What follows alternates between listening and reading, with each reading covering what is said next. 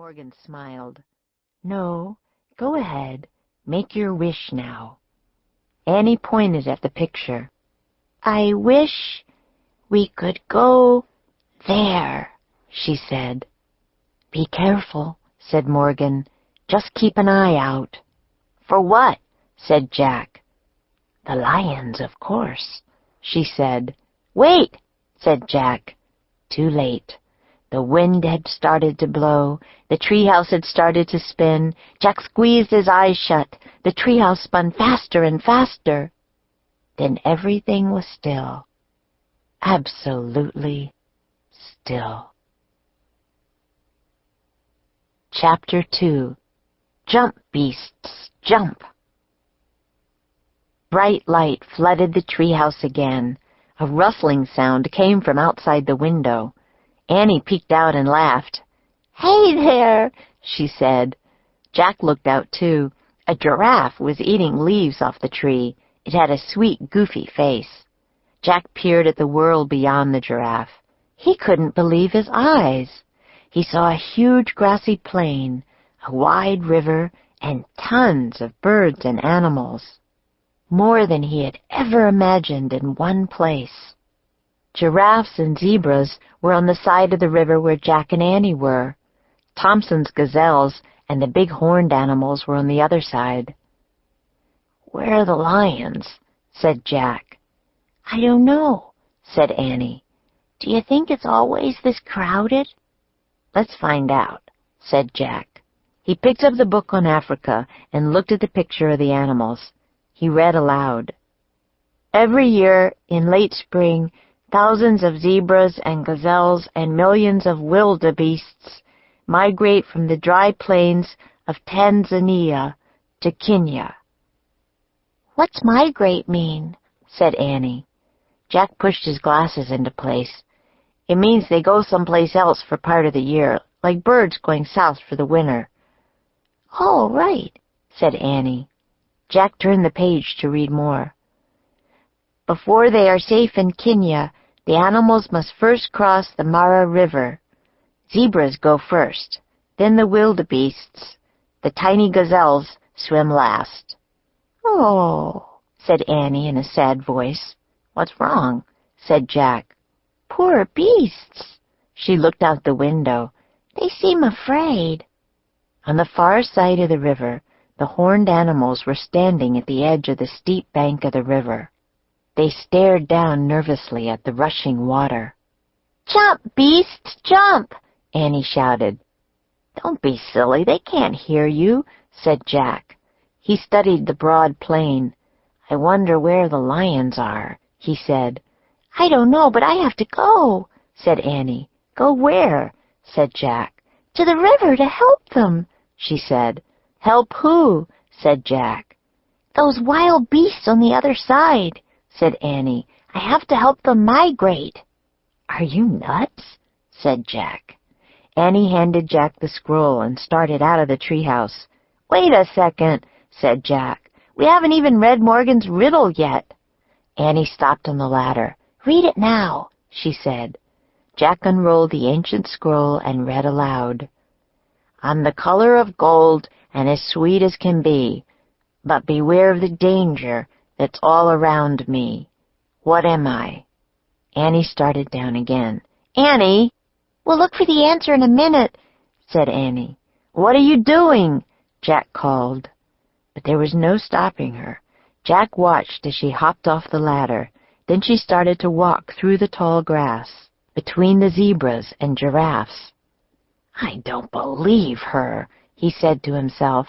He quickly put the Africa book into his pack. He started down the ladder. When he stepped onto the ground, he looked around carefully. The giraffes were eating the tree leaves. The zebras were grazing in the grass. Tons of birds flapped overhead. This is okay, he thought. He just had one little question. Where are the lions?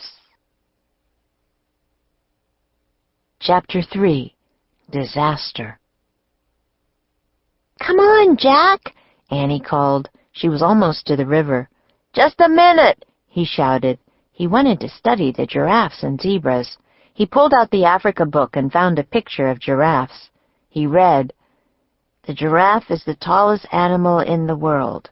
Its legs alone can be 6 feet tall, and its hooves can be as big as dinner plates.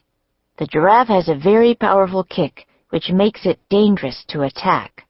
For this reason, lions tend to avoid giraffes." Jack pulled out his notebook and wrote, "Notes on Africa. Lions avoid giraffes." He turned the page and read more. "Zebras live in family groups. As no two zebras have exactly the same pattern of stripes, every baby zebra must learn its own mother's pattern." Jack studied the zebras, trying to see their different patterns. But in the hazy afternoon light, all the stripes made him dizzy. He blinked to clear his head, then read more. "Zebras are the first to cross the river because they eat the coarsest grass.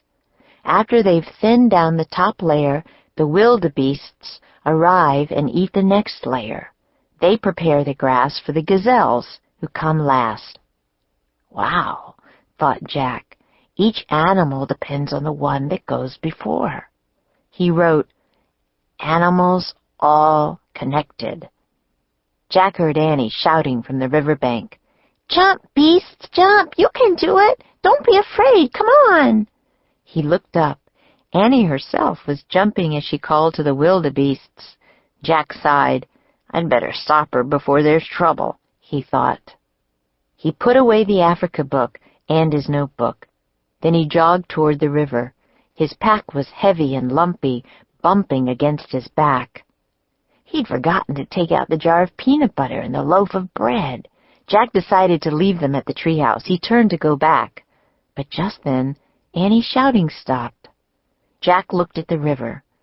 She had vanished. "Annie?" he called. No answer. Where was she? "Annie!" Jack shouted. She had completely disappeared. "Oh, man," said Jack.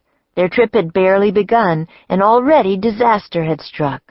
He forgot about the stuff in his pack. He just ran as fast as he could. He wove his way between the grazing zebras and giraffes as he raced to the river. "Help!" called Annie. Chapter 4. Mud Bath. Jack looked over the edge of the river bank. Annie had fallen into a pool of mud near the water. The thick black mud was up to her chest. "I slipped," she said. "It feels like quicksand." Jack threw down his pack and got on his knees. "Be careful," said Annie. "Don't slip too." Jack pointed to a tangle of old tree roots sticking out of the bank. "Grab those," he said. Annie reached for the roots. "Too far," she said, breathing hard. "I'm sinking." She was sinking. The mud was up to her neck. "Hold on!" Jack looked around wildly. He saw a fallen tree branch near the bank. He raced to it, picked it up, and carried it back to Annie. Only her head and arms stuck out of the mud now.